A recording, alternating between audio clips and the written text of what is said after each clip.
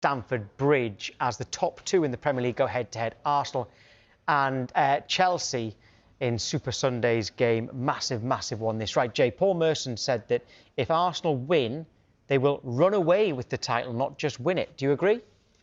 I don't know about run away with the title, and I'm not interested in running away. I don't care about running away. You can win the league by 1 point. Winning is winning.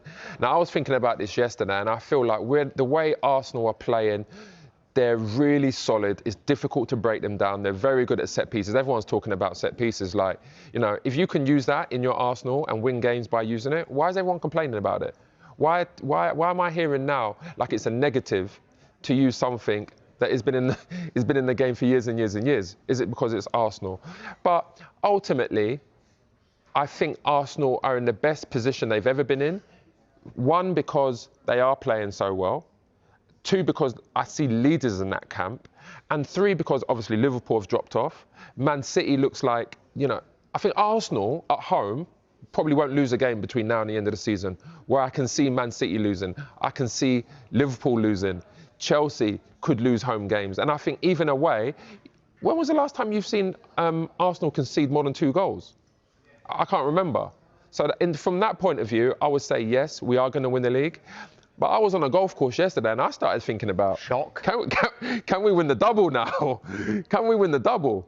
Which double? People even started messaging me saying, can we win all 4? I'm not interested in the 4. I'm not interested in domestic no more. We've won the domestic, you know, in my lifetime. That's fine. I need to see the Premier League and I'd love to see the Champions League. And I think it's possible now. You're still in the League Cup? We're not interested in domestics. Are you still on it? No, when you said all 4? We're not interested in domestics. No, I just couldn't work out whether you were still in the League Cup. We're interested in the big 2. I don't even pay attention to that because the domestics now, there's no disrespect to the League Cup and the FA Cup. I don't want to be disrespectful. But ultimately, teams like Arsenal now need to be focusing on the top 2 trophies, which is the Premier League and the Champions League. The League Cup and the FA Cup is for players that need minutes, for young players that want to come in and get experience. And the players are good enough to win games. I'm not saying they're not. They'll go and win games and they'll get far in the competition. But I just think now, as a club, Arsenal need to focus on the majors. You are still in the League Cup, by the way, at home to Crystal Palace. I just had that as already won by Newcastle. I didn't realise that you and Man City were still in it, just off the top of my head, right? Okay, so you actually could win the quadruple, actually, right? As for Chelsea, we reported earlier this week that they've got no expectations of winning the Premier League, although they think the Champions League is more attainable. Are you surprised that Chelsea, with the quality they've got and, yes, the money that they've spent, that they don't have any expectations to win the league? Yeah, I'm surprised that they would come out and say that. Even if you think that, don't say it. You don't need to say it. You know, where are Chelsea sitting right now? Is it, you know, second in the league? Second, yeah. If they beat you, there's 3 points behind. That's a big if. But if...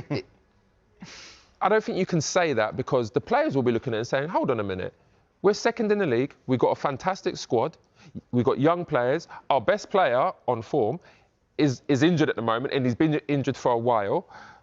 I just don't think it's something that they should have said because ultimately Chelsea are title contenders.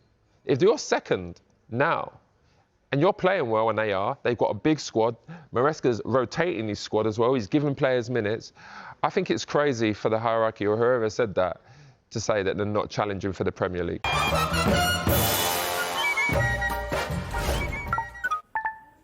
It's a massive game on Super Sunday. Chelsea v Arsenal, second v first. In pubs, workplaces, living rooms, WhatsApp groups around the world, football fans will be arguing about who would make their combined 11 from both sides. So we're going to do the same with Jay Bothroyd, John from Blue Lions TV and Christian Ty as well. Good morning to you all. Right, the rules are simple. If everyone is fit for both clubs, what would be the best starting lineup? And we've gone for a 4-2-3-1 formation, or 4-3-3, however you want to see it. Right, first of all, we'll start with the home team. So, John, goalkeeper, who would be in goal, Sanchez or Raya? It's a hard one. You know, I need to give a lot of credit to Robert Sanchez for really stepping up in 2025. I know everyone's laughing, but Jay is laughing. no one's Jay giving is him enough laughing at credit you. for the improvements. I know I'm getting ganged up on today. I was ready for this. So I'm neutral. I'm neutral. I'll help you out, John. I'll help you out. Okay. Might not be able to help you on this particular position because Raya is so good, I must add. But I need you to be I will help objective. you out You're throughout. not being objective And I right now. was Just gonna be get honest. to It's that. Raya. There's no questions asked. No, for sure. I was going to begrudgingly get to that. Obviously, Ryan would be my number one. But I need to also give a shout out to Robert Sanchez for really stepping up like crazy this year, to the point where the fan base just has confidence with him between the sticks right now. And I think that tells you everything you need to know about the guys. Maybe next season it might be a bit closer, but at the moment, Ryan, then go for me. Right, OK, so you have gone for Raya. Christian, I'm not going to ask you because I know the answer to that one anyway. We'll go to fullbacks then. We'll start with you on fullbacks. And the right back, I think, is a more difficult one. All right, are you having your man Timber or are you having Reece James? This is tough. I can't lie. Even as an Arsenal fan, I love Timber. For me, Timber is my favourite Arsenal player. I think he's our most consistent player. I think he's the definition of world class. But then Reece James is also the definition of world class. And there's an argument that Reece James has been doing it in the Premier League for longer. So look, as an Arsenal fan, I can understand my argument. I can understand a Chelsea fan's argument for Reece James. For this season, I would go for Jurriën Timber. I just think what he's been doing consistently at right back, week in, week out. You know, Reece James has played in the middle a lot. He's played in midfield a lot for Chelsea this season. He hasn't just been at right back. I feel like consistently this season, it is Jurriën Timber. Also, just thinking a little bit ahead, the left-back spot, I think a lot of Chelsea fans will argue for them as well. Arsenal have the best defence in the league. There's no way 2 out of 4 Chelsea defenders can get in this team. So either the right-back has to give or the left-back has to give. So which one are you giving? Which one are you giving? So you're putting Timber right and Cucurella left?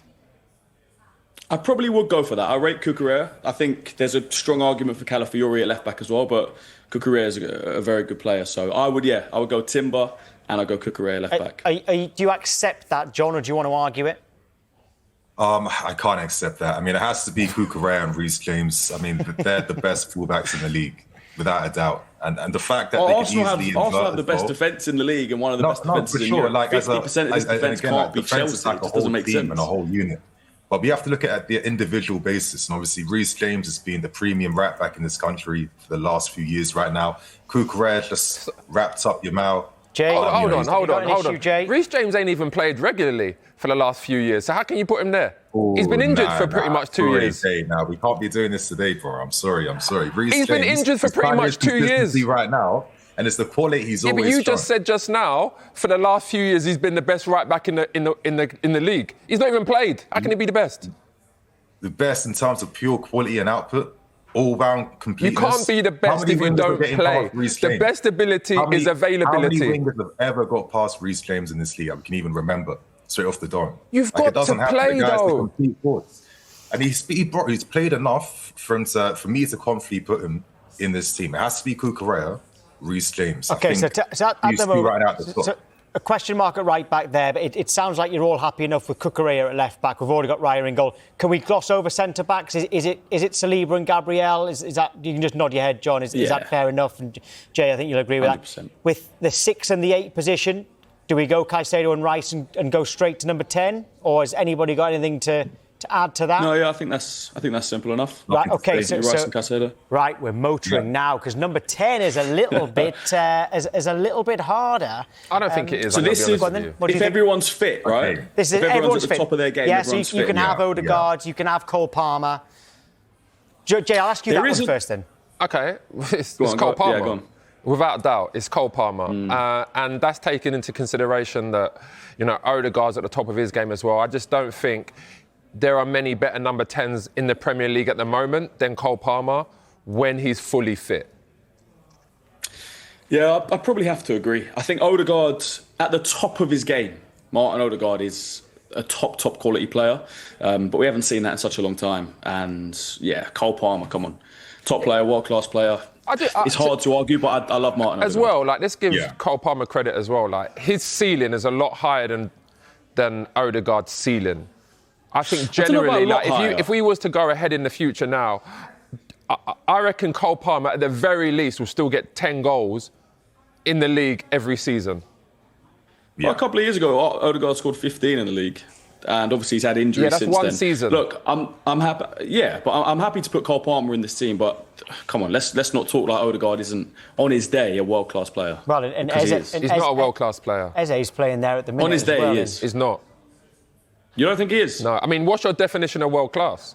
If your definition of world-class is the same as mine, which is 2 players in every position, he is not world-class. I think Odegaard's I think we throw I think on world-class his day, around he's too top easy. 3 I in have his to be position honest. in the world. He's a top player, but world-class. I think there's he is. only 2. He's Okay, so a world-class in his position, playmaker. I think yeah. in his I'll position, give him that. I think Odegaard's world class. Yeah. what's your definition of world-class? Yeah. Oh well, I mean, if Most you goals in the think Premier he's League season. in one Sorry, of the- most non-penalty goals from a midfielder in a Premier League season. That's a What, good- once? 22, 23. What do you mean? Once. It doesn't matter once, but we're talking about peak of his game. The Well, best he's ever been. So what about Foden then? World class means one of the best in the world in his position. What about I'd say he Foden? is. Foden's better than Yeah, Foden's probably up Odegaard. there as well.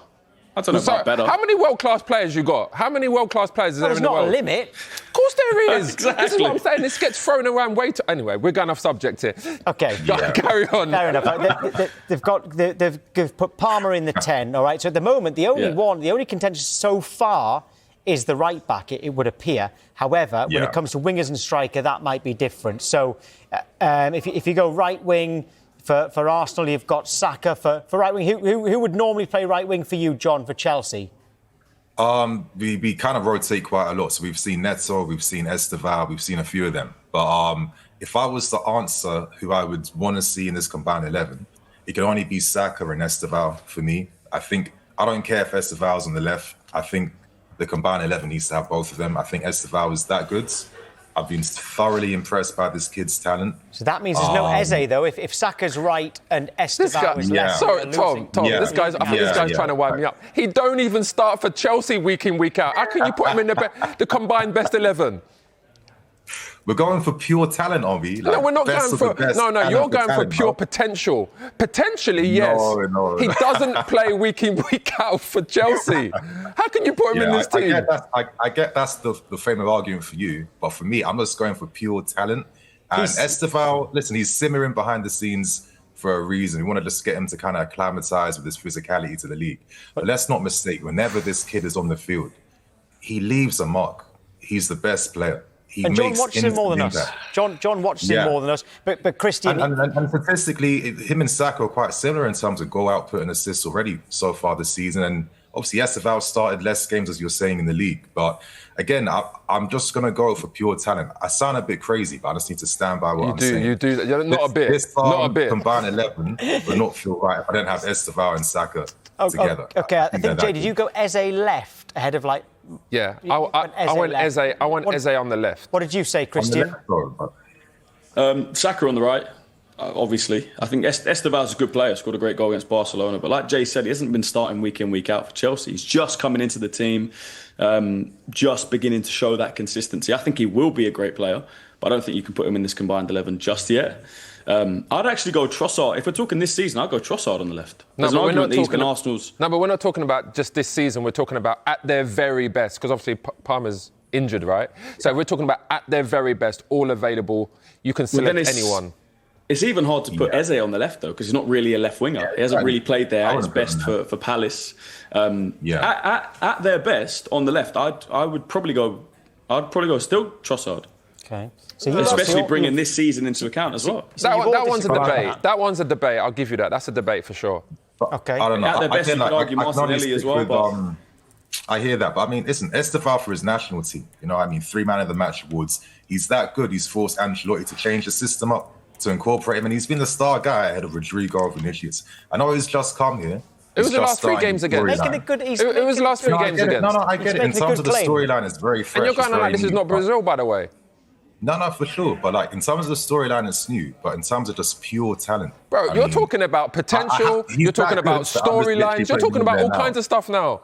Yeah, and I'm talking about the results we're seing on the field right now. It was typified of that game against Barcelona. Bro, you're writing these stories like Roald Dahl. John's marvellous medicine. Right, okay, we'll go on to striker, because left wing, you've got 3 different answers for the left wing there. So, striker, Christian? I'll go Victor Gyökeres. I think the form he was coming into especially in that Burnley game when he got injured. But I think if you're talking at their best, last season he was the most prolific goal scorer in Europe. So it wasn't in the Premier League, and that can be an argument. But at his best, the guy won the Gerd Müller Trophy at the Ballon d'Or. He's a top quality goal scorer. Yeah, I'm going to be honest with you because obviously I think I'm the one that's being very objective today. Okay. It's not Gyökeres. Gyökeres, as much as he scores goals. It's not João Pedro. Come on. I think it has to be at his best. It has to be João Pedro's Pedro a very good player, but come on, man. At his best at Brighton, he was a decent player. He wasn't a world class. He wasn't like a top quality player. He barely even got in the team. And Welbeck was fit. João Pedro didn't start a lot of the time. Gyökeres is not world class either. No, I'm not saying he's world class. But who would I choose? Listen, I think is let me just say better at this. their best? João Pedro, at his best in the Premier League, he has performed better than Gyökeres. So that's why he has to be in the Premier League team. Has John got 11. Has John got João Pedro, by the way? We're kind of assuming. Who have you gone for, John? Hey, I'm going to be really honest. I think this is really, really hard. I've been struggling to kind of think who I'm really going to pick. Obviously, João Pedro, he's played in many different roles in the Premier League, like as an attacking mid for most times at Brighton. Obviously, coming to Chelsea, he plays that more deep line forward role, and he's been quite good. But then, like, using your argument, Jay, obviously, are we comparing Gyökeres like throughout his entire career or like Premier League career? No, but I think we have to talk about. I think we have to judge him on the Premier League because, listen, the Portuguese league. There's no disrespect. I'm not disrespecting Portuguese players because they are top players, and the national team, great team. But ultimately, the Portuguese national team, voted by Opta based upon stats, are not even in the top 4. So can we say that he deserves to be there ahead of a player that's been in the Premier League, scored, done well for Brighton, got his move to Chelsea? Okay, he hasn't played as well as we're going to have to wrap. Liked of, but we're going to have to wrap. You've put your arguments forward very, very well. You've all agreed on Raya in goal. You've argued over Timber and James at right back, Cucurella as left back, Saliba and Gabriel at the centre backs, Rice and Caicedo in the middle, with Palmer at number 10. Saka is definitely on the right, and you've argued between Trossard, Eze and Estevao for left wing. And I think might have just gone for João Pedro up front. I think it's a debate. It's a debate. It's a good one. It's a debate. It's a good one. Yeah. Okay, all right, Christian, John, thank you very much. It's always good fun to do that. To get through, but how about this for a start? Are Estevao and Lamine Yamal destined to be the next Messi and Ronaldo? Rafinha predicted his Barcelona teammate and the Chelsea winger would become the best 2 players in the world.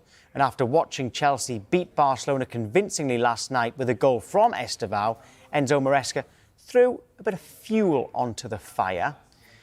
The Chelsea head coach said this in his post-match interview on beIN Sports. As Rafinha said, probably in the next 10 to 15 years, Estevao and Lamine Yamal are probably going to the next Messi and Ronaldo, which is a pretty bold claim. But by the time he faced the media in his news conference, he had toned it down a bit.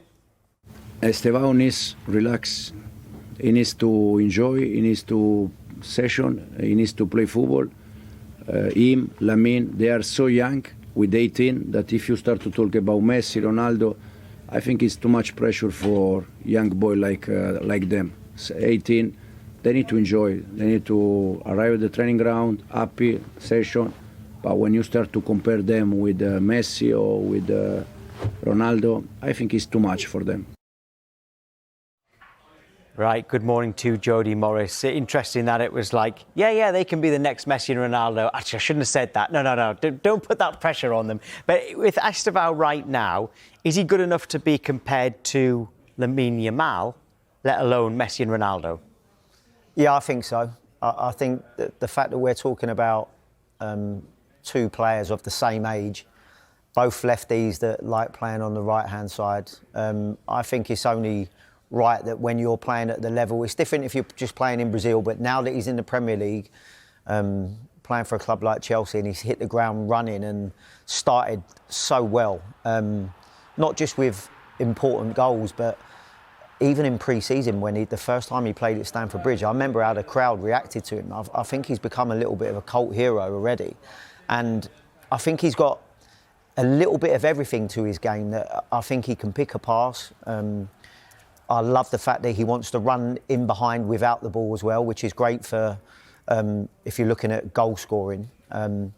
But I also love the fact that he just loves getting his shots off, which I think he actually does a little bit more than Lamine Yamal. But you have to say at the moment, what Lamine Yamal's achieved so far in his career, winning European championships and stuff and winning leagues for Barcelona, you'd have to say he's ahead of Estevao. But I certainly think that they'll be neck and neck in not the too distant future. Yeah, can you think of any other 18-year-olds or even just teenagers who are up there with those two at the moment? I've got a list in front of me here and no one's even touching them. No, and like I said, I think that the fact that they're being compared is not just the fact to do with their age. I think it's the style of play that they both have. They're both so comfortable on the ball, technically excellent, playing for two big clubs. And like I said, I think they offer something where they can get crowds and coaches on the edge of their seat. I think the reason why you've got Enzo Maresca that's slightly backtracking is talking up of the two players. He's now thinking of ways to protect Estevao because, like I said, I know the Chelsea fans are already over the moon with what they're getting from him. And I imagine now Enzo Maresca's thinking the best way to protect and nurture this talent is maybe not heaping too much pressure on their shoulders. Who else caught the eye for Chelsea last night for you? Do you know what? I would hate to pick out too many individuals from what I thought was such a great team performance. I think the manager deserves credit as well because when you're looking at going up against Barcelona with such a high line, the fact that he chose Neto to play in the 9, I think was a big call, but one that proved to be so successful. And I felt even Chelsea defensively from the front three, I thought they were excellent. I think the manager got it spot on with his team selection, and I think every player to a man was outstanding last night. If the manager had anything to prove to some of... Because there were still doubters, I don't know if there still are, has he proved any doubters wrong now? I think you're always going to get doubters because of how we've performed so far in the Premier League. I think that our form and consistency is so up and down, albeit we're sitting in second. I think the manager has even said that himself. But you have to say that, considering that we have had those moments where we've either conceded silly goals or we've got stupid red cards, for us to be sitting in second now and now have an opportunity to play against Arsenal at the weekend to maybe cut the gap at the top, I think the manager's doing an amazing job. And like I said, games and performances last night, which are a little bit of statement performances, can only help the confidence of the team and the players and also the outsiders, when whoever are questioning Maresca. That's two big performances now. That's the best we played since we played PSG in the summer, and that's against two of the best teams in Europe. And confidence, a big word there. You are confident that you'll beat Arsenal, aren't you, on Sunday? Yeah, I think that if we play to that level, we can beat anybody. I think that's, as I said, consistency has been our biggest problem, and we are playing against the best team in the Premier League so far this season, and maybe one of the best teams in Europe. But like we showed last year, we gave Arsenal a really good game at the Bridge, and we caused them a lot of problems, and hopefully we're looking to do the same, because when we perform to the level we're capable of, we can beat anyone. Oh, Sky Sports are partnered with Finalysis, an app where passionate fans share their watching Chelsea all season. How good is Estevao? I think he's the real deal. The kid is really special. I've got to be honest, I'm surprised at how impressive he's been so soon into his Chelsea career. There's just something about him, the skill, the tricks, his directness, his fearlessness. There's nothing this kid can't do, and there's nothing that seems to faze him. And he's already a fan favourite. He's already someone that gets, the crowd on the edge of their seats. When he comes on, like, the ovation is like, we scored a goal. He's the first player for me, like, genuine superstar. I know we've got Cole Palmer, but this, like, genuine superstar really since Eden Hazard, where you got someone that can just do anything with a football, and there's a genuine excitement when he gets on the ball. So for me, like, he along with Lamine Yamal, obviously they're the two best teenagers in world football right now. But he's a humble kid. He's got his family around him. He seems to be really in tune with what's required to be a top player. But yeah, I think he's the truth, and the sky's the limit for him. I think there's nothing that this kid can't achieve. Charlie, do you think that one of the things that I'm really pleased with is how good his work rate is as well, even off the ball and trying to defend from the front. Sometimes you get these talented players that are so gifted technically and such attacking players, but he works really hard for the team as well, don't he?